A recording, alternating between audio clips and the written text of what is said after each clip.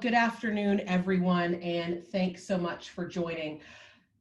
I'm Liz Miller, VP and Principal Analyst here at Constellation Research, and what we're really here to talk about today is there's this little thing going on out there. It seems to be maybe capturing some attention. Lots of people are talking about it.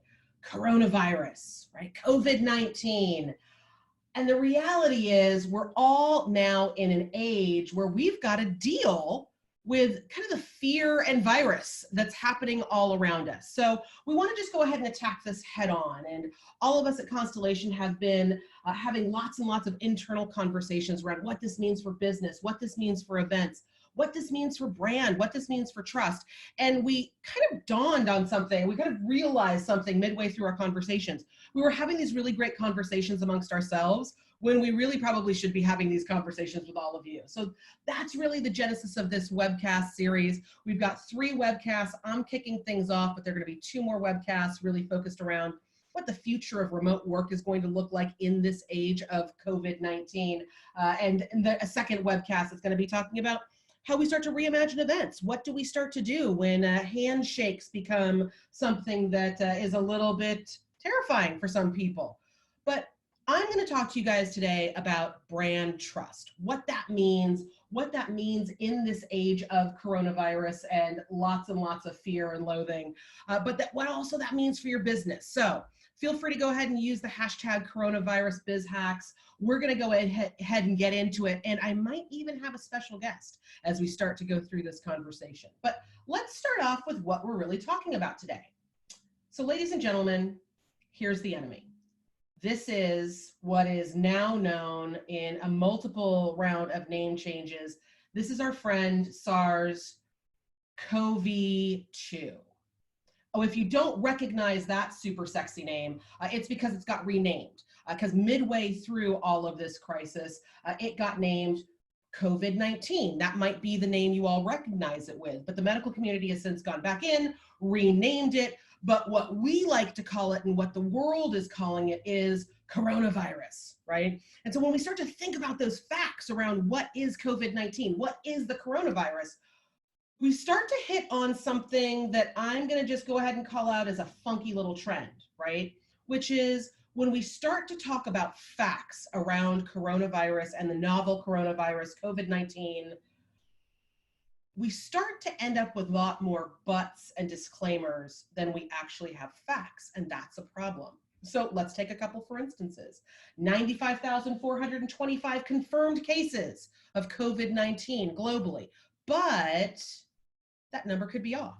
Whether countries have underreported, have failed to report, did not report in time, didn't realize what was happening in time to actually call it the novel coronavirus, we don't know. So we keep putting asterisks behind that number. We've got 3,286 total deaths, but were deaths before we knew what was happening attributed to this? Are we also not realizing some of the deaths are connected? Are we not seeing some of these numbers coming from countries? So we've got this death number, but we've also got that follows that conversation.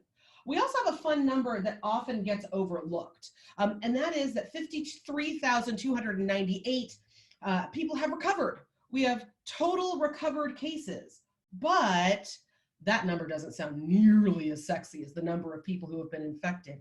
And because we don't have a firm number on that first number of confirmed cases, the total recovered number gets a little iffy too. And then we start talking about mortality rates and percentages and numbers and skews, and all of a sudden, this data gets really crazy and it gets a lot harder to understand, and it makes this thing, this red blob with proteins on it, feel a lot more scary. And that's why people are turning to our fun-filled interwebs, right? You can go on to Google Trends and see actually what's happening when people are searching for coronavirus. They're primarily searching for coronavirus, by the way. Not a lot of people are searching for COVID-19, and trust me, no one is searching for SARS-CoV-2. But when we start to see what happens as the news cycles break, as we start to really talk about what's happening with coronavirus, we see the waves and the fits and starts. We start to see that you've got about you got about 3 billion searches going on, right? And you've got millions of news stories bombarding people with information. But the other problem is we also got a lot of people searching for nonsense, okay? Because here's the reality. There are a lot of people searching for corona beer virus. There are a lot of people searching for beer virus. And according to some research done by a public relations firm, about 737 American consumers, 16% of beer drinking America is actually confused by the relationship between corona beer and the coronavirus. You got about 38% of Americans who would not buy corona beer under any circumstances during this epidemic because they can't tell the difference between facts and misinformation. There's a whole lot of confusion going on around out there. And by the way, clearly Corona beer owned by Constellation brands, in no way related to Constellation Research, although we do use their product and they can feel free to call us and use our product. But there's still a lot of confusion. And so that makes all of us question, is this guy really the enemy? Is this who we're fighting? Are we all tackling the coronavirus?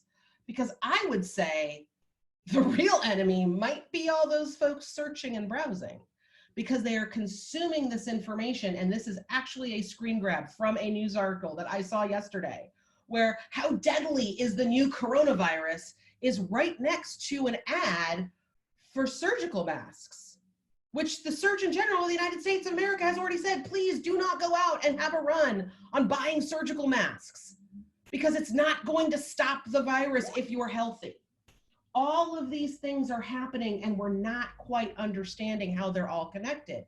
So let's start to think about how people are reacting to coronavirus. Okay, so how are people going to react? What are people's reactions going to be? The reality is that if coronavirus is just out there, most people are thinking they're not really going to massively change their behaviors, right? You got 38% of people, according to Morning Consult in a survey that they did around the 28th of February to March 1st, right? So right at the height of kind of the new spike of worry. You got about 38% who say that they're less likely to use public transportation. Okay, that makes sense. No one wants to be on a crowded bus if everyone's sick and coughing. The one that got me was that 24% of people are more likely to vote when coronavirus is out there. So that's a little confusing. You got about 25% who are less likely to go to a work conference. But the reality of data is when you look at that big red line and go, oh my gosh, 25% of people out there are less likely to go to a work conference because of coronavirus.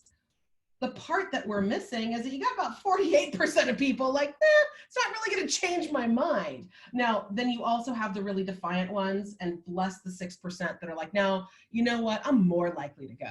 So you have all of these numbers. Interestingly, you have 20% of people who are actually more likely to go to the grocery store. So that might explain some of the product hoarding that we've been seeing for people buying out things like rice and beans in our local grocery stores. But when coronavirus hits the community, when it starts to hit your town, your city, your county, your immediate population, sentiment changes drastically, right? So you got 63% of people saying there's no way I'm going to a concert, and just about the same saying there's no way I'm getting on a bus. I'm not using public transportation. I'm not going to a movie theater. I'm not going to an amusement park. I'm not going to the theater, although I would argue that a vast majority of those people aren't going to the theater anyway. That's an aside. But you start to realize that people are going to cancel vacations. You had about 51% saying, listen, I'm going to rethink. I'm less likely to go to that work conference. And I think what we have started to see is that start to play out in a variety of different events that have already been canceled. I would say the biggest, most notable one certainly being Mobile World Congress being canceled in Barcelona, sending shockwaves and economic ripples, not just for the attendees, not just for the people who were exhibiting at Mobile World Congress, but for Barcelona itself, because it relies on hundreds of millions of dollars of revenue from housing to tourism to just the fact of hosting the event. They rely on that for their year. And that is now gone. But I think the most damaging and I think the most shocking event cancellation, of course, is that BTS canceled their concert in Korea. If you don't believe me that this is a big deal, just go ahead and go on Twitter and just see BTS cancellation. Like, this is the biggest thing that's happened, because the reality is this mega group, these mega stars said, we're actually not going to host these events. We're not going to kick off our world tour in Seoul. We're not going to kick this off in Korea. We're actually going to kick this off with more dates in the US. And even that might be changing. So the reality is this fear, this worry, this rampant need to find these facts and talk about what's happening is changing absolutely everything. And it's having that ripple effect in business as well, because everyone is talking COVID, right? When you realize that the S&P 500, when in their earnings calls, you have in the IT sector alone, 228 companies bringing up coronavirus and COVID-19 as impacting, having a direct impact on their operations or their revenues for the quarter. This is a big deal. Uncertainty was the word most often cited in these calls, according to Quartz. And the S&P is actively dialing back expectations because of coronavirus. So what happens when fear, what happens when misinformation, what happens when worry and something this big takes over? Well, this guy shows up. And for any of you who know me, you know that I don't like this guy. This guy is who I refer to as random faceless hoodie hacker guy. He's kind of the universal picture that everyone uses to represent bad guy hacking, but he kind of is perfect in this moment, right? Because there isn't someone out there that's raising this fear and raising this worry, but there's sure as heck someone out there trying to take advantage of it. Because now, in the wake of all of this fear, in the wake of everyone wanting to learn more, know more, do more about coronavirus and COVID-19, I present the anatomy of a COVID-19 scam. This is happening now. It is an active phishing scam that is out there. Sophos has provided these images, and here's what happened. An email was sent out that was spoofed to appear as if it was coming to a company's employee from the World Health Organization, saying that your company is so worried about you that we're sending out information so that you know more about coronavirus, right? Then when you go ahead and see, like, I'm going to click the safety measures, right? Because it's from the World Health Organization. Let's click those safety measures. You go in and you have to verify your email and provide your password. Only problem is this isn't the WHO. This is faceless hacker hoodie guy. And then to add insult to injury, you know where he sends you after you've hit verified? He actually sends you to the WHO page. He sends you to the World Health Organization, so you might actually be able to find some information that might be useful to you. But the reality is these scams are active because in an age of misinformation and when all of this traffic is so high, it becomes the perfect time to use these types of emails, these types of scams, and just any type of information where you can get a kernel of 95% truth to hide malware, to hide that information, to hide a scam that you're looking to get through.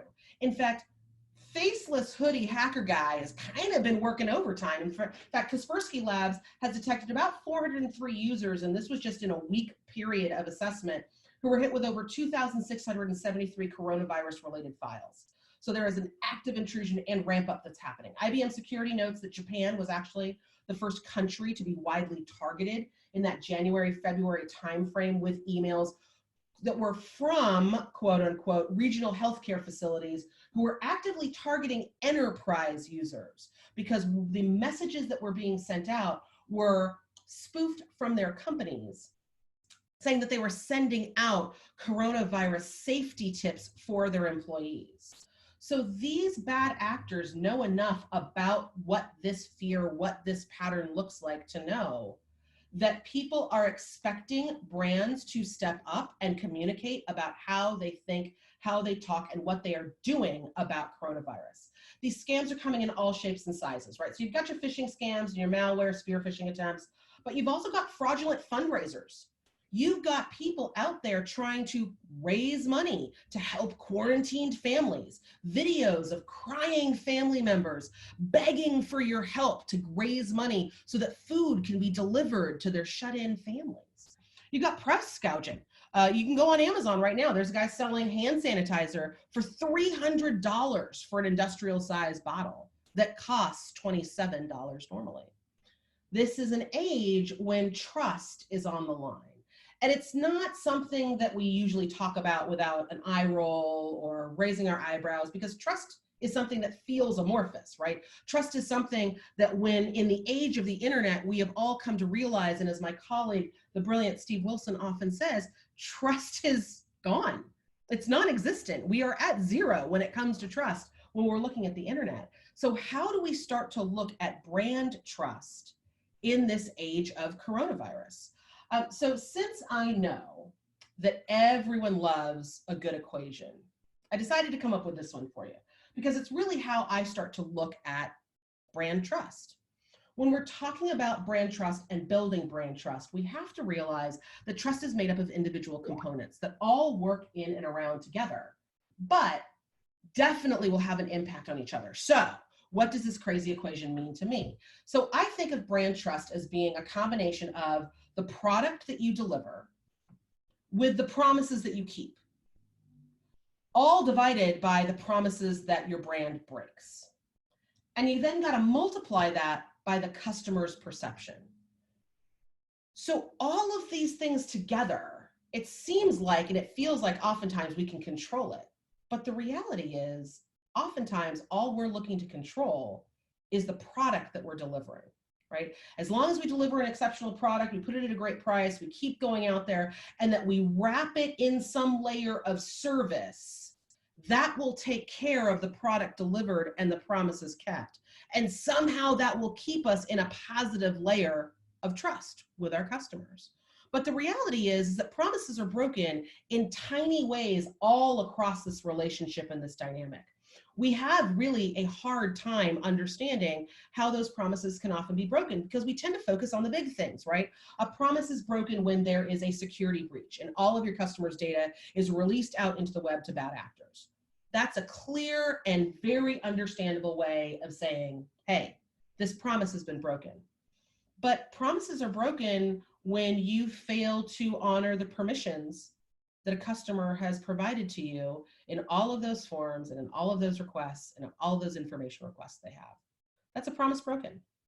If you fail to understand and preemptively know the needs of your customer, even though the customer knows you're collecting all of that data, that's a promise that's broken. And that will actually impact your customer's perception of your brand, because customers all come to us with a preconceived notion of who we are. And a lot of that is dictated by who we claim to be, how we engage with our other customers, how we engage with the community. If we're an ethical company, do we have a point of view? Do we go out there and have fun? Do we go out there and get serious about things? All of the things that impact our customers' perception of our brand is going to have a direct impact on how the customer is willing to trust us. So when we start to think about brand trust, I start to think about this in a couple different numbers, and here's the first one. 73% of customers love a brand because of great customer service. And I think this is one that we all easily understand and that we can all get to, right? Of course a customer loves it when we have great customer service, but Gen Z is looking for something a little bit different, right? So you got 45% of Gen Z consumers who demand, who expect that the corporations that they work with and the corporations they work for have some form of ethics as part of what they are delivering as part of trust, right? So they want to understand that corporate ethics are part of the trust equation. You've got 75% of consumers who value trust over trendiness, right? So you've got 3/4 of your consumer population couldn't care less if you're trending. What influencer? Yeah, sure, they might think of you differently because of the influencer. But if you break trust, if you break that trust equation with your consumer, no trend in this world is really going to bring them back. You have already lost them. 82% of consumers are more likely to trust a brand where executives are on social, because they view that as something that's authentic. They view it as something that's transparent. They feel that through that social interaction and through that bi-directional engagement, they have a direct channel, a direct voice, a direct impact on what executives may be thinking and doing. They want to see, they want to know, they want that layer of transparency. And you have about 81% of consumers that say they have to be able to trust that a company is going to do what's right for them to actually love that brand. So when it comes to brand trust, consumers' perception, what they feel is ethical, what they believe is value, what they think an executive or a brand is trying to do and trying to achieve, that's right top of mind for them. And probably the most important number that I think of is this: 40% of consumers would stop doing business after they lose trust in a brand. They're going to walk with their wallets. So if they don't believe that you're doing what's right, if you're not delivering service, if you are breaking promises, your customers are going to walk with their wallets, and it is going to be next to impossible to bring them back. So where does that bring us today in an age where we're having to grapple with the big issues around coronavirus? I would argue that brings us to a really important conversation around whether we're dealing with an incident or whether we're dealing with a crisis. And yes, those two things are very different. They have to be thought of differently. They have to be strategized differently.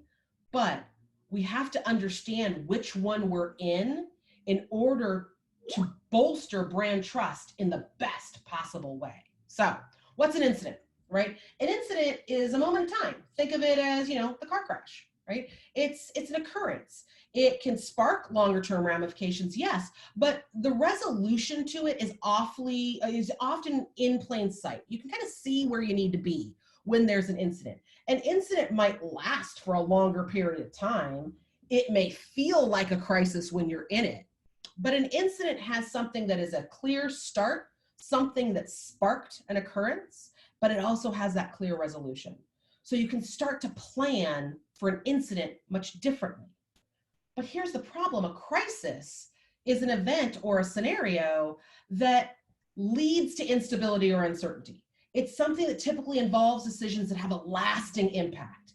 It spreads beyond just a smaller group of people. It's actually going to go and involve massive, large groups of people. This is something more than a city. It's something more than a community. This could be something that's going to have worldwide impact. Yes, it can be sparked by an incident, but a crisis has ripples that go far beyond the people who are immediately connected to an incident. A crisis begins to spread. So if we start to think of it that way, then we're in a world in which an incident requires a response. You have to come up with that fast tactical plan to be able to immediately jump on, act on, whether it's to contain, whether it is to fix, whether it is to resolve. You've got a response, right? But a crisis demands a strategy. It demands, as my colleague Nicole France will say, it is a team sport, right? This is something that revolves around everyone, not only in your organization, but this goes out and reaches out into your community, has worldwide ramifications, and is going to involve a heck of a lot more people than just an incident response. So if we're going to break that down to try to see what this really means and what should you do, I'm actually going to point to PwC. They have a great COVID-19 response strategy. They call it a crisis strategy. I would argue with that. But when it comes down to it, as far as incident response goes, this is really solid advice, right? First, you got to establish the facts. In fact, they did a survey and they found that 3/4 of organizations that felt that they were in a better place after a crisis, nay, incident, strongly recognized the importance of establishing facts accurately and having those facts be readily available to everyone involved in the incident response. They recommend you got to establish a team. There's got to be that team. There's got to be that cross-functional collaboration that makes all of this stuff go. And then with that team, you've got to develop what your stakeholder messaging is. How do you rally the troops to understand where everyone is heading so that in that moment of incident, you can deliver the facts, you can provide your response back to that in a clear and effective manner. And because your team is largely based around that messaging and reaction mode, you've got your PR and comms, you've got legal and regulatory, you've got that operational response unit.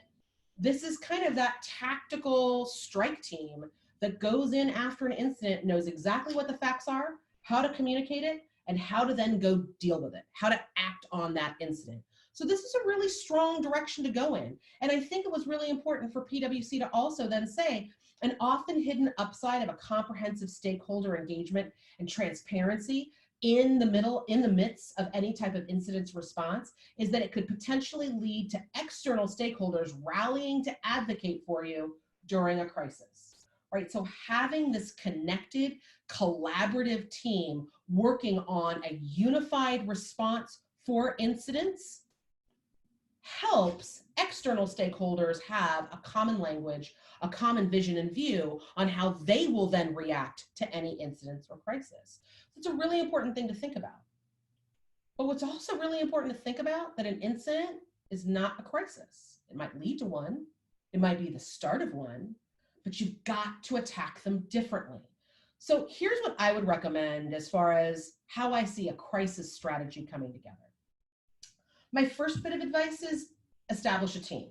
Similar to with an incident, you've got to have a team that comes together to connect, to collaborate, and to truly understand what this crisis is and how you need to address it in the long term. So it can't just be PR, legal, regulatory, operations. You've got to have marketing in there, right? You've got to have marketing in there. You've got to have IT in there. We're in a post-digital world. You can't have IT just come in as part of the operations group. They've got to be there at the strategy table from the very start. Service and support also has to be at the table. This cannot be an afterthought. You are talking about your front line of dealing with your customers. They have to be part of the strategy and have to have a seat at this table. PR and comms, absolutely. They're going to know how to message that. We need them there. Legal, regulatory risk, maybe the party poopers, possibly, but got to be part of this conversation. And of course, they're going to be providing that legal and that risk view so that you make sure that any crisis that you're dealing with falls within the legal parameters that you have to abide by. But they're not necessarily going to be the group that tells you what those ethics are of what you should do. They're going to talk to you about what you have to do. That's why you need folks like marketing and PR and communications in that room. So you're talking about what is your brand ethos, what does your brand value say that you have to do? What's that doing right versus just doing what's legal? And you've got to have operations in there. And when I say operations, I don't just mean operational strike team. I don't mean the people who are just going to go do it. I'm talking operations as in the people who are running product, the people who are managing the supply chain. Because as you start to talk crisis, as you start to talk ripple effects, worldwide ripple effects, you need a team that, yes, and again, pointing to my colleague, Nicole France, listen, it might be a team of rivals. There might be a whole lot of friction amongst these people, but that friction can be turned to good. But this team has to come together because the central focus here has to be how do we get our customers through this and how do we get our brand through this? And if you start to leave these folks out of the conversation because it's convenient, you're really going to end up with just a half-baked incident response and not a true crisis strategy. I'm also going to say that the second step is really going to be to establish the facts. And facts in this case are going to be very different than just facts from an incident. So what I will say is when you're looking at your crisis strategy, the establishment of facts has to be, what are the facts from customer voice? What are your customers saying about this? What are they asking? Are they calling into the call center to ask what's happening with COVID-19? What are you doing when all of these things are happening? Or are they saying, wow, this is a bunch of bluster. I'm not really worried about it. Let's move on. What are the facts from your customer? What are the fluid facts from the incident or from the crisis? Do you have a central repository similar to your incident response where actually all the facts that can break through that misinformation are in one place so that everyone involved in this crisis strategy can access those facts? What are the facts from the bottom line? Right? Do you actually have insight and access to what the facts are from how this crisis is going to impact your bottom line? How is it going to impact both everything from revenues to operations to effectiveness? And how do we start to have that conversation with very clear views? And what are your facts from your employees and partners? It's in time of crisis, it can be really easy to focus in on what the crowd, what the outside voice is saying, and even what some of your customers' voice is saying. Sometimes some of the biggest worry and some of the biggest questions are actually coming from people within your organization, your employees who are having to wonder, if I come into work, with 1,000 employees in this building? Am I putting my family at risk, right? If partners are coming in for a meeting, oh gosh, where are these partners coming from, right? Should we be looking at remote work? Is that where we need to be? Should we be getting together for that big conference? Should we? The voice of the employee is going to be just as important to be part of what your fact base is as that voice of the customer. You've also got to set a misinformation combat plan as part of your crisis strategy. And I'm going to borrow some amazing information from folks who I think are truly exceptional experts in the world of misinformation. And that's Sarah Jane Terp, Dr. David Bray, and Pablo Brewer. We've got a bunch of content that is posted on our Constellation website. We've got Disrupt TV episodes. We've got a panel that I actually had the honor of hosting at CCE 2019, where when it comes to misinformation and how to combat it, what it is, why it's out there, and what we all can be doing to stop it, these are the experts. So, I say, go talk to them. But the things that I'm going to talk about here as part of your crisis strategy is you got to define who's going to set the record straight, right? Who is going to be part of this massive kill chain, so to speak, the misinformation kill chain, which is something that this amazing team from the Misinfosec group here of Sarah Jane, Dr. Brewer, and Pablo have come up with. Are you going to be part of that chain? Are you going to be part of the chain that kills misinformation and actually make sure that the truth comes through all of the noise? Next, after we do all this, after we set up the facts, after we set up our team, we got to define our stakeholders. And this oftentimes can be the hardest thing to do when we have to sit down. And this is why I say marketing has to be part of this conversation. You've got to define your stakeholders as your people versus the people. Okay, people, it's the general public, it's the passersby, right? It's the crowd. Your people are very different. And you've got to communicate in a time of crisis differently between people and your people. Your people are your customers, your influencers, your prospects, right? Your employees, your partners, but your people are also your competitors, right? What is everyone in the industry doing when it comes to this time of crisis? And then you've got to develop your stakeholder messaging to make sure that everyone across the organization understands and has clear visibility into how you're talking to people and how your brand is communicating a time of crisis. How is your organization talking about COVID-19? How is your organization talking about the facts around coronavirus? But how are you talking to your people?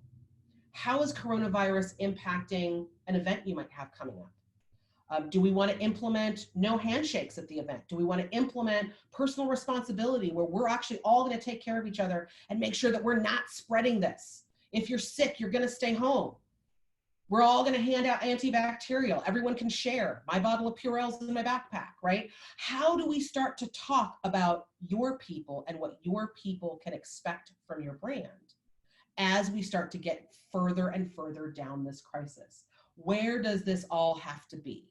So what this all ties back into is what I think a lot of us start to realize is experience, right? What is your customer experience, not just in general, but how does your customer experience translate in some of these moments of absolute crisis? So here's the deal. I promised you guys at the top of the hour that I might have a special guest.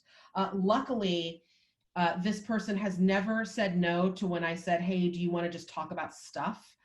And she has always been there. So listen, everyone, I want you to welcome my colleague, Nicole France. And I'm so sorry that I have a pixelated image of her on here. She sent me a better one and I just didn't have time to change it out. Nicole, forgive me. That's okay. It's better than in real life. So okay, there you go, Liz. See, there she is, and there's Nicole.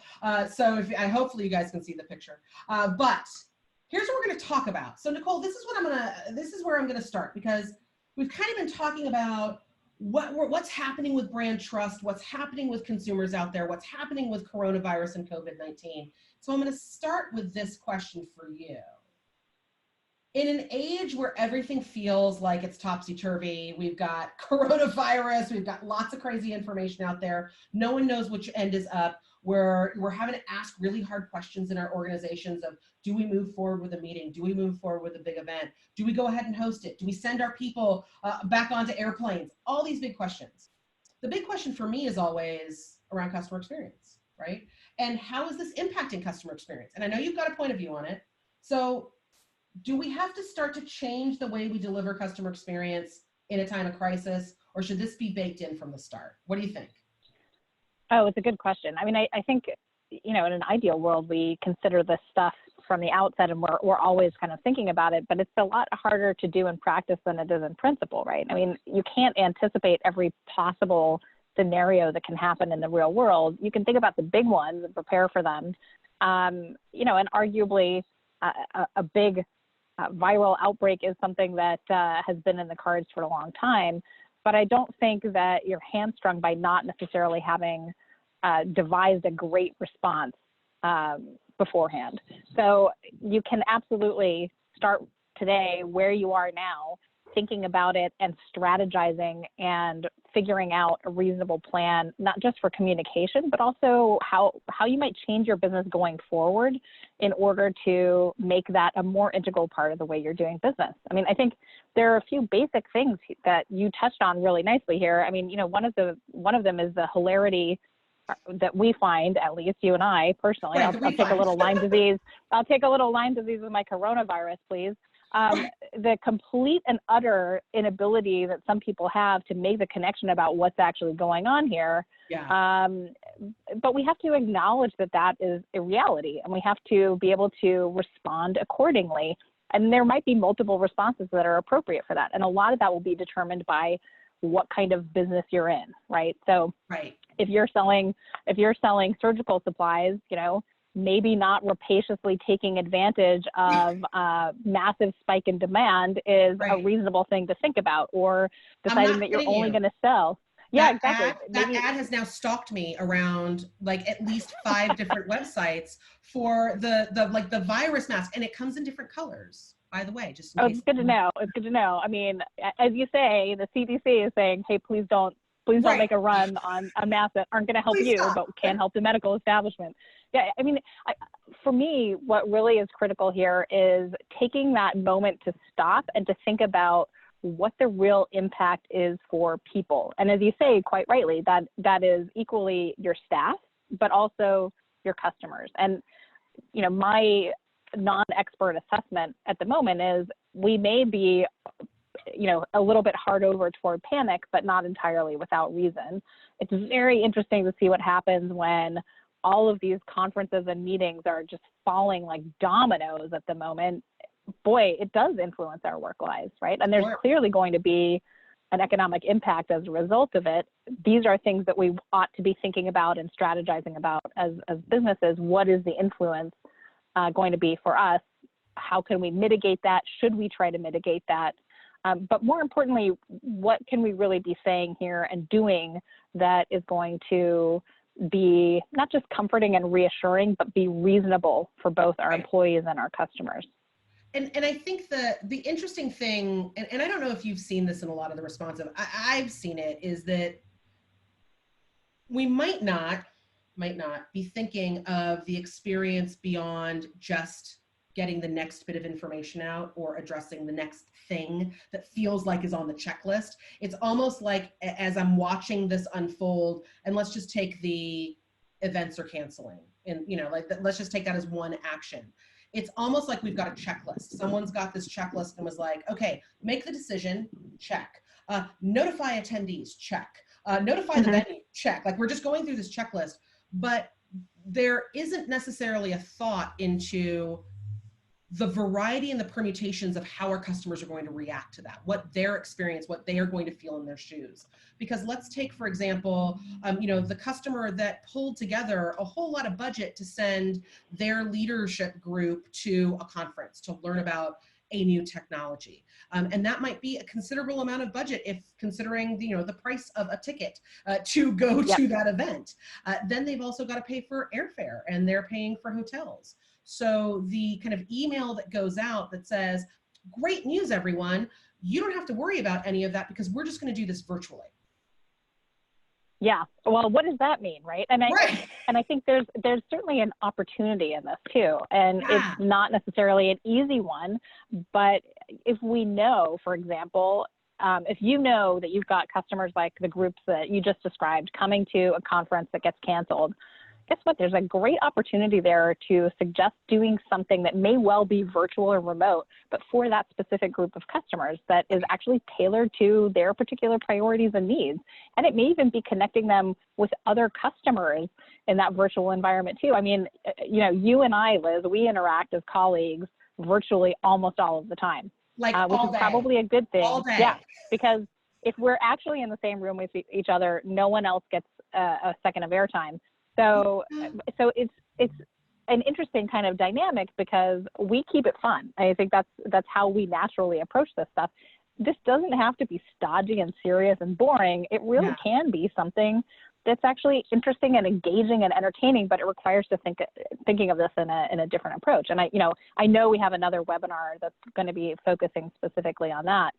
I think there's an interesting byproduct here, though, that we haven't really thought that much about, and we were chatting about it a little bit as you're talking through all your great material, and that is, you know, I find myself thinking back to when I lived in Paris and there were big transportation strikes, and I'm telling you what, all of Paris goes a little bit stir crazy after more than a couple of days of major transportation shutdowns, and I can only imagine what kind of cabin fever we're going to start seeing when nobody's traveling for work and people who aren't used to working from home suddenly find themselves marooned effectively. Because not talking to human beings, right? Yeah, that's a big change. That's a big change in life experience. And these are all things we don't necessarily have the answers to, but these are all things that I think as companies, as businesses, we can take our own personal experience and think a little bit about how that's going to play forward and what the impacts might be, and take that into consideration when we're building our plan for how it is we're going to work going forward. And our colleague Diane has an amazing chart. It's like a one-sheet chart of like how to set up a better remote work experience, right? Of like, you need certain tools, you need, you need these various things. It's not just like take your computer home. Like it's not, we don't live in that age anymore. And I think we probably learned from, because it's not like travel bans and working from home and kind of adopting austerity to not go and do these things is something that's new, right? Remember like the recession, everyone's like, you may not get on a plane, you may not travel anywhere, do not spend any money, right? And it was like, everyone was like, well, how can I possibly have a sales, like, how can I possibly close a deal if I can't shake this person's hand? And this elbow touch. Yeah. I can't. I'm not doing that. I'm not doing the foot thing. I'm not doing the foot thing. If anyone comes up and offers me their foot, they're going to find out exactly what happens. I'm just telling you. And just FYI for everyone, this is what actually happens when Nicole and I get together in a room. True. It's no different than when we're virtual. So it's like proof this can be done. But I think that, the reality here is we've kind of been through this before. And there are ways in which we can address it. And there are ways in which we can create those work environments. And I think Diane's done a great job, and he's going to be talking about it in the next webcast in our series here, where there is a way to have a really highly effective, highly productive remote work environment. I think the question then becomes, how do we readjust our muscle memory of being an organization that has relied on in-person events? How do we start to change the way we're looking at it? And I think that's where the word strategy comes into play, right? So if you're really looking at this as it's not an incident response. So canceling an event, incident response. How do we actually continue relationships afterwards in an age of coronavirus? Crisis strategy. Right? So a completely different conversation. So we have to start thinking about this as, yes, we canceled the big event, but to your point, is there opportunity to maybe do an executive dialogue where we're the facilitators of bringing these different partners and C-suites together, where we're actually giving something additive to the community? Is there a way to actually lean in? I mean, I was talking to an organization just the other day and doing a bit of advisory where they'd asked me, okay, we're going to do this. We're going to cancel the event. What do we do? And the first thing that came out of my mouth was lean into it.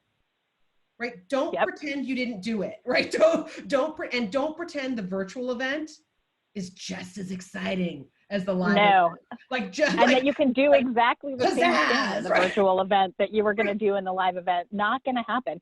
It's interesting because I really think that partly because we've been given all this time back that we're not traveling, we have a lot more of an opportunity to really stop and think about what we would like to do and why. And there's a huge opportunity to redefine what some of these engagements look like, and to do it with real intent and purpose, and in ways that are actually much more tailored to the particular customers or organizations we want to engage with effectively, and to try some new stuff out, because let's face it, everybody's in the same boat, right? So exactly. The threshold is low for experimentation, and everybody's eager to find something that's going to be effective and engaging, and the subtext to that is entertaining, right? So there's a lot. I said, that show a picture of you like you're in your jammies. Like I'm not going to pretend that this is a live event. I got screens behind me. I got this thing dangling around. Like you're outside. Like you've got like the sun shining. You've like the flutter. I've got the Santa Ana breeze blowing. It just kind of blows through. Meanwhile, I got this thing dongling around like nobody's going to notice it. And if I were to actually sit here and pretend it wasn't happening, or that there's a weird Miami's dolphin thing, like ignore that. Like I feel like I need to do that for a second. But like if I were to pretend that wasn't there, that's a moment of inauthentic behavior, and that's what's driving breaking trust, right? If we start to pretend that this isn't something like, hey everyone, this is a virtual event. You didn't get to say hi to people you normally get to say hi to every year, and you're really bummed about it. And if we don't acknowledge that, and if we're not authentic about it, and if we're not transparent about it, we've broken trust. That becomes that moment where it's a promise that's broken. Because if part of our brand promise to our customers is, hey, we're not going to lie to you. We're foundationally not going to lie to you. That's going to be part of our promise. Well, you've already you got to roll with it. Well, I think there's another element here, which is what you choose not to do is almost as important as what you actively decide to do. Yes. And part of that is not contributing to the panic on one hand, but there are certainly things that are going to be very dependent on your individual business. And as you say, what your own brand promise is, what your existing relationships with your customers are, that are going to define where that dividing line is. And I think restraint here probably is a good thing as well. There may well be a temptation to overpromise. And, for example, overpromising about what these digital or virtual events can actually deliver.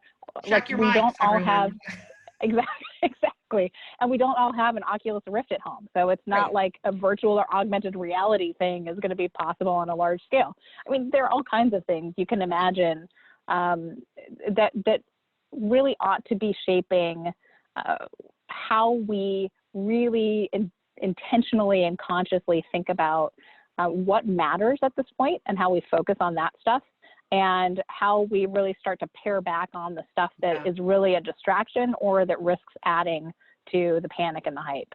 So let me ask you this: we're gonna wrap up because we got a few minutes left. People have been with us for almost an hour, so I want to, if you sit in on a normal Nicole and Liz conversation, just be ready. It's gonna be like hours of fun, but this one's just gonna be like a few minutes. It's gonna be like a truncated one. So I'm gonna ask you this.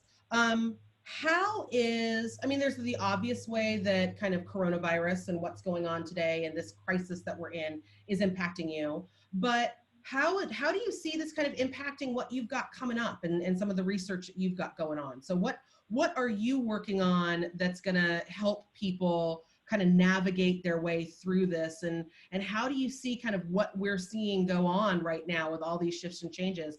How is it potentially either changing or maybe even adding to how you start to think about customer experience? Oh, great questions. I'm looking out for specific stories, because I think that's where we really get some useful insight. Generalizations are great, but it's the really specific examples that tell us what's working and where the really great thinking has come together. So that's what I'm on the lookout for. I think it's probably a little bit early days on that. And there's plenty of fodder, I think, that we'll find out there.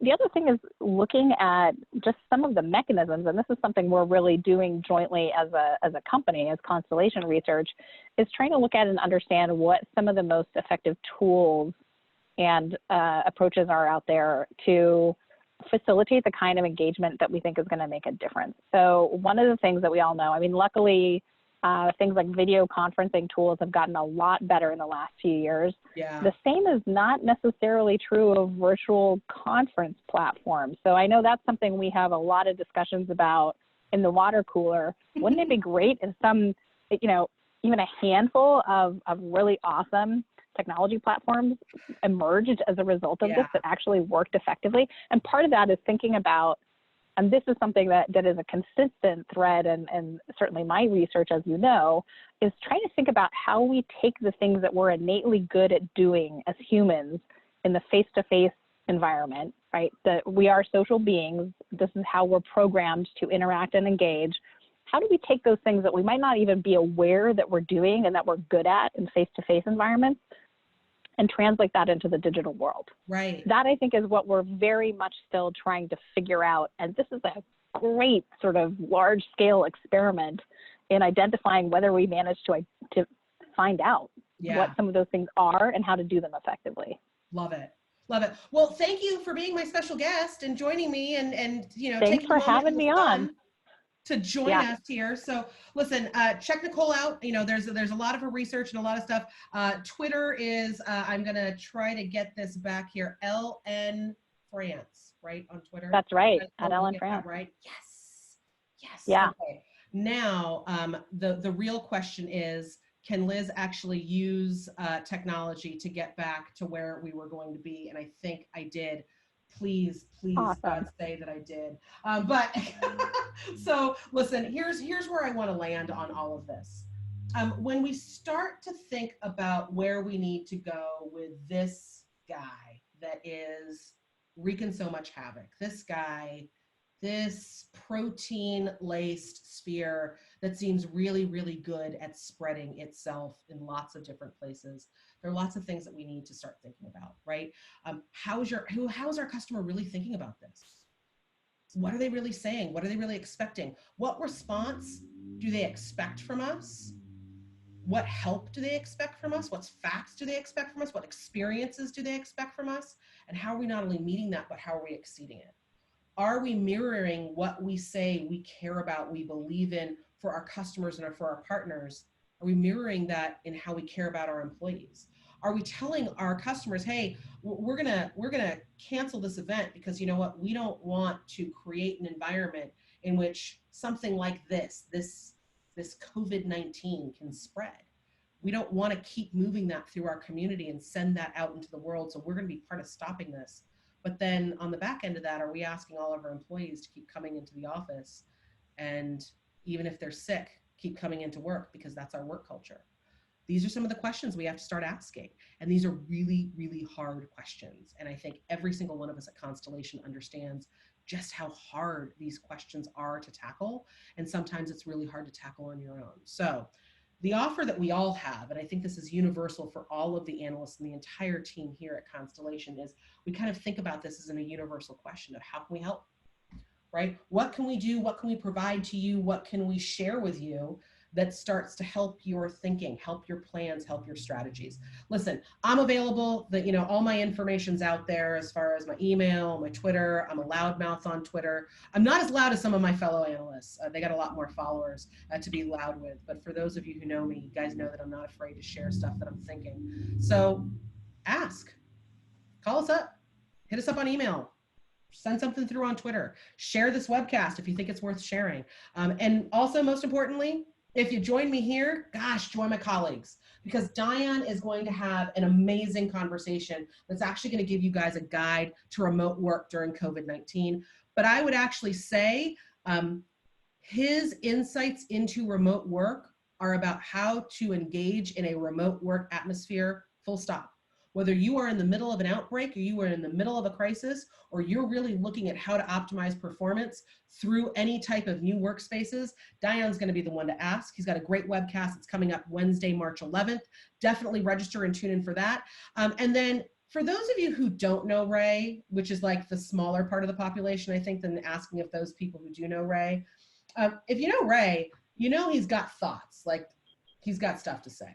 But here's what's interesting. Ray has a master's degree in public health policy. So we've got a scenario here. We've got guys, so we got someone who knows stuff about what's happening with this type of spread, but also a lot of great insights into events and what we can be doing for things like virtual events, things that we can be doing for a live event. So Ray's got a webcast that's coming up on Thursday, March 12th at 10 a.m. where he's going to be sharing his thoughts on how do we actually keep some of these things, some of these events, some of these opportunities to reach out and engage.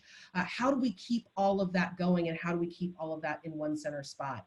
I think if I'm going to close with any amount of advice or any thinking from me, first, it's thank you for spending the last hour with me. I know that this is a really big topic, and I know that this is an awful lot that everyone's trying to engage with and everyone's trying to deal with, and there is a lot going on. So the first thing I'm going to say is reach out. If we can be of help, we will. If we can help you strategize how to think through what your event's going to look like, feel like, give us a call, right? If you need help in setting up your crisis strategies and those communications, we've got folks who can address that. Need help in really thinking through what your remote work environment is going to look like. We've got folks that actually deal with that. So there are a lot of really smart people here at Constellation. I'm just really glad that they let me sit around the table and be part of it. But if there's anything that we can do, please do not hesitate to reach out, because there are lots of things that we want to share. And hopefully there are ways that we can add to your thinking and the great strategies that you guys are always doing. So listen, on behalf of myself, on behalf of my special guest, Nicole, and behalf of everyone at Constellation, thanks for joining me for this last hour, everyone.